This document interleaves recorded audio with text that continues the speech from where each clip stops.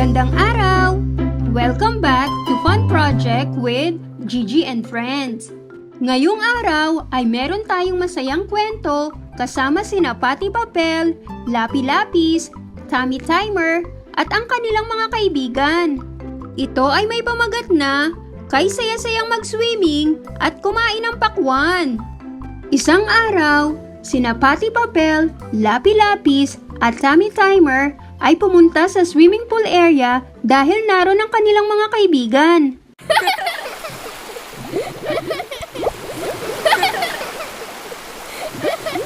Lapi-lapis, Tommy Timer, ang saya-saya pala rito, no? At may pakwan pa. Oo nga, Patty Papel, at ang pula-pula pa. Patty Papel, Lapi-lapis, ang tamis siguro ng pakwan na yun, ano? Sigurado yun. Asan na kaya yung mga kaibigan natin? Baka nandun sa kabilang swimming pool. Tara, puntahan natin. Hayun sila, oh. Oo nga. Hello, nandito na kami. Hello, Patty Papel, Lapi Lapis, Tommy Timer. Nandito kami, kumakain kami ng pakwan. Ang sarap ng pakwan. Ang tamis. Paborito ko itong pakwan. Sa akin naman ay pakwan juice. Parehas tayo. Pakwan juice din ang sa akin.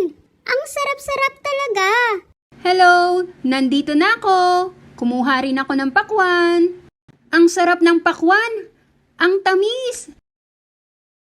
At sila'y nagkainan ng matamis na pakwan. At pagkatapos nilang kumain ng pakwan, ay bumalik sila sa pagsiswimming. Ang saya-saya ng kwento natin, ano? Samantala ay may napansin sina Patty Papel, Lapi Lapis at Tommy Timer sa anyo ng linya ng naubos na slice na pakwan. Lapi-lapis, Tommy Timer, ano kaya ang tawag sa linyang iyon? Ano nga kaya iyon? Samahan natin sina Patty Papel, Lapi Lapis at Tommy Timer na alamin ang kasagutan sa tanong na iyon. Ito ba iyon? Marahil ay ito. Ito kaya iyon? O baka ito? Tama ang iyong kasagutan.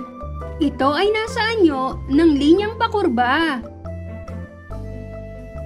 Ngayon naman ay atin itong finger trace gamit ang ating hintuturo. Maaari nating ihinto ang video para sa finger tracing.